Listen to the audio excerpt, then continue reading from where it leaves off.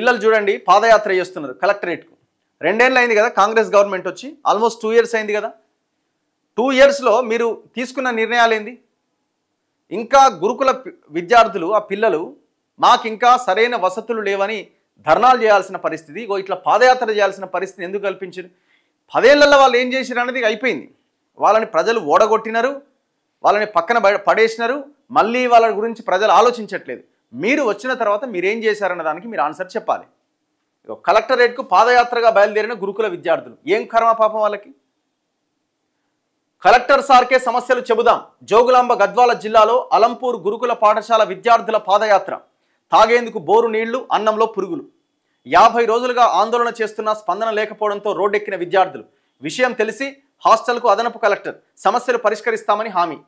ఇంతకాలం ఏం చేసిరండి మన కలెక్టర్ కానీ ఆ లోకల్గా ఉన్న అధికారులు కానీ?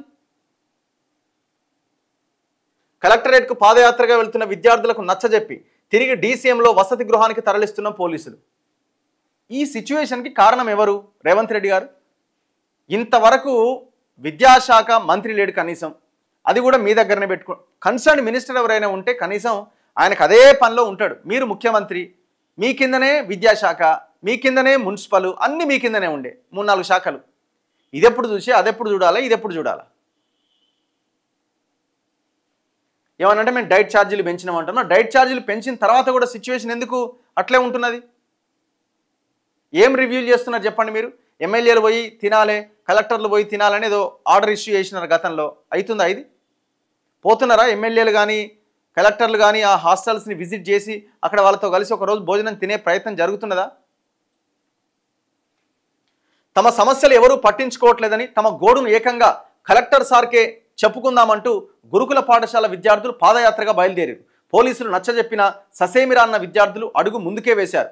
జోగులాంబ గద్వాల జిల్లా ఉండవల్లి మండలం పుల్లూరు గ్రామ శివారు అలంపూర్ చౌరస్తాలోని మహాత్మా జ్యోతిబా పూలే బాలుర గురుకుల పాఠశాలను 6 ఏళ్లుగా ఓ ప్రైవేట్ భవనంలో కొనసాగిస్తున్నారు. 5వ తరగతి నుంచి 10వ తరగతి వరకు 480 మంది, ఇంటర్లో 80 మంది కలిపి మొత్తం 560 మంది విద్యార్థులు ఇక్కడ విద్యను అభ్యసిస్తున్నారు.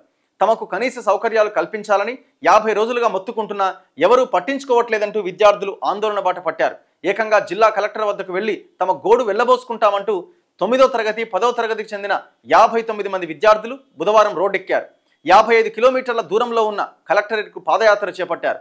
పోలీసులు వచ్చి నచ్చజెప్పిన విద్యార్థులు వినలే. సుమారు 9 కిలోమీటర్ల వరకు పోయిరట. చూడండి, 9 కిలోమీటర్స్ నడిచిరట పిల్లలు, 9 కిలోమీటర్లు.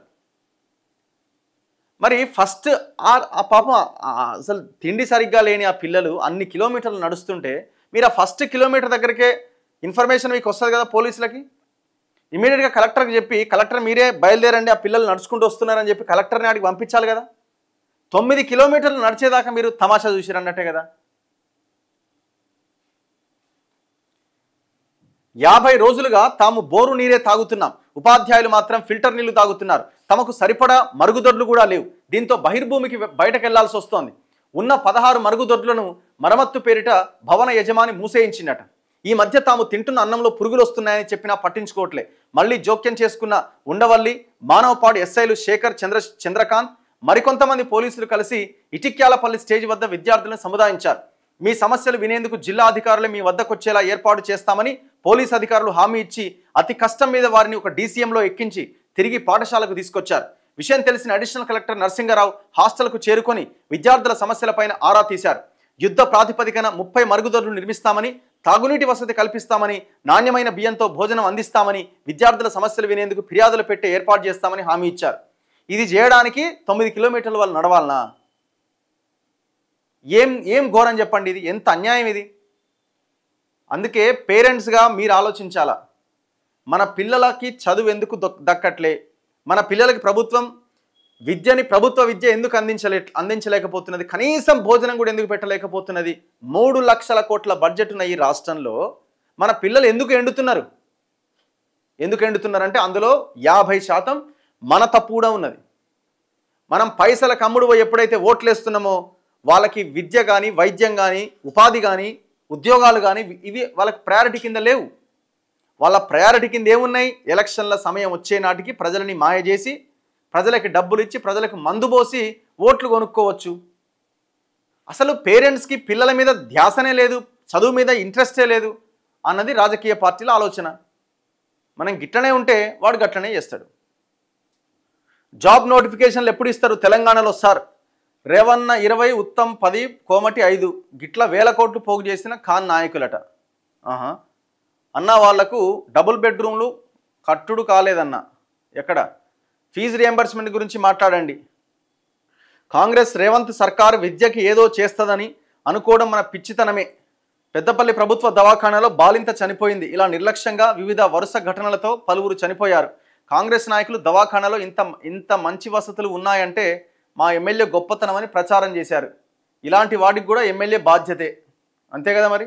ఎగ్జాక్ట్లీ రఘు అన్న, మాకు రుణమాఫీ కాలే, మాది జగిత్యాల జిల్లా. గల్ఫ్ ఇష్యూ మాకు రుణమాఫీ అవుతుందో కాదో దయచేసి క్లారిటీ ఇప్పించండి.